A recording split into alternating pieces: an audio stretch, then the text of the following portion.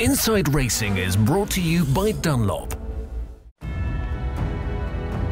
England, the Midlands, Rockingham Castle, a small, sleepy little town. Almost as if time had stood still. But then, once a year, it gets really loud. The BTCC descends and battles to the bitter end. 3 sprint races in one day, with no pit stop and hardly any breaks. But before the racing, there's a lot to prepare. Inside Racing takes a look over engineers' and drivers' shoulders. The cars have to be adapted to the circuit and weather conditions. Key to getting the cars on the grid and finding the right setup are the free practice sessions and qualifying.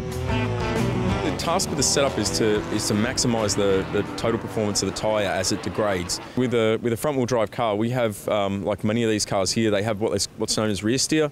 So what happens is the rear of the car is actually forms almost a steer component, and we can give it more rear steer and less rear steer, and this also has a direct impact on the tyre temperature, because it means that the driver with more rear steer will have to use less steering input to get the car to go around a corner. Less steering input is less load into the tyre. It's one of those we really have to be guided with what the engineers need in the chassis. Camber we do struggle with because of the nature of the turbo. It delivers a lot more, or the boost low down delivers a lot more torque. And that does chew the tyres up. So we're very, very limited on the amount of camber that we can run, so we have to stand the tyres up. Everything is a compromise, and we just, every test session that we do, or every race, we try new things with the car to get the tyres to last and really get the maximum traction from it. This is looked after in the BTCC by no less than 24 technicians and engineers. The large teams such as Chevrolet, Honda and Aon have their own tyre engineer. Great work's expected of them during free practice. During free practice, they scrub the tyres in, so they put the tyres on, go out for one lap, come in and take them off. This helps the tyre performance-wise. It makes it a better performance throughout the race once it's had a heat cycle through it.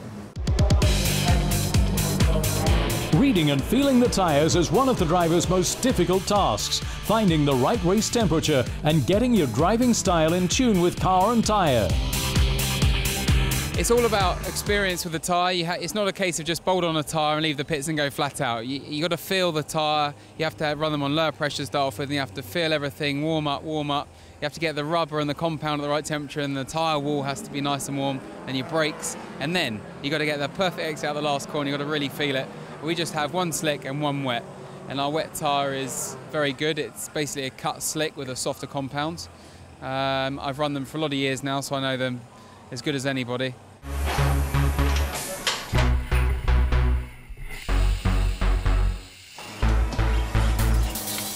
It's only the technicians, however, who dream about tyres. 800 pass through their hands every race weekend. The teams bring in their wheels and the yellow lads saddle them up with fresh uniform tyres. Air out, old tyre off, new tyre on.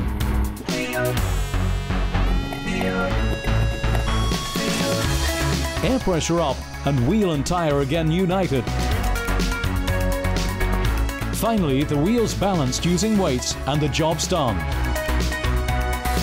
The teams are allowed 16 new tyres for a race weekend and 4 carryovers from the previous race. Wet tyres are free, so in wet conditions they can use as many as they want.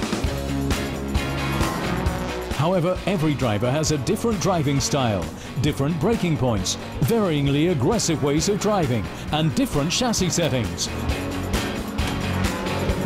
The team has to work closely together here, discuss, test, analyse and adapt.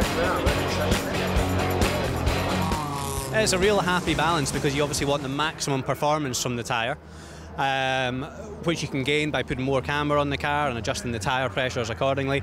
But what works for one qualifying lap, will not work for a race. So it's important that you can understand the characteristics of the tyre, for the way that interacts with the tarmac for this circuit, and then the engineers can look at it and try and decide what will give us the optimum race pace. You need a real consistent pace throughout, so that's what we're working on. For the pace to be good, the car has to be in one piece. Crashes, time pressure, changing weather, the setup has to be right, but between races there's little time. After around 100 minutes, the car's got to be ready again.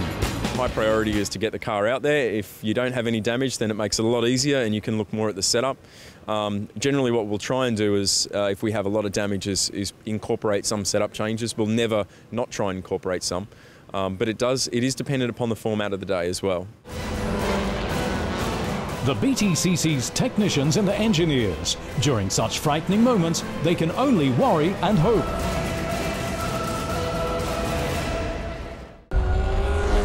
Inside Racing was brought to you by Dunlop.